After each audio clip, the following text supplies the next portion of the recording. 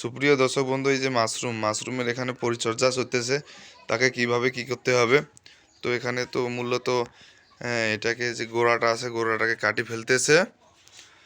এই যে এভাবে গোড়াটা কাটি ফেলতেছে। তো কাটি ফেলার পর এই যে ছিঁড়ি এবং এটাকে প্রসেস করে নেওয়া হচ্ছে।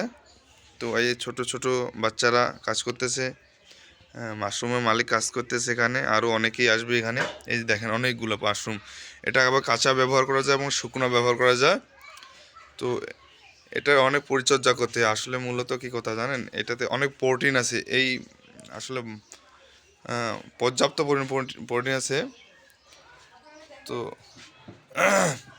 যারা খেয়েছে তারা আবার নিয়ে যায়, যারা এখনও ব্যবহার করেনি তারা ব্যবহার করেন। আসলে দেখবেন এটা খুবই ভালো জিনিস একটা।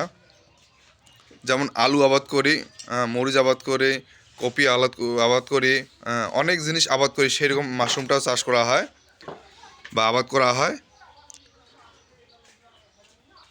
আপনারা যদি ভিডিওটা দেখে থাকেন, আপনারা মেসেঞ্জারে লক করতে পারবেন,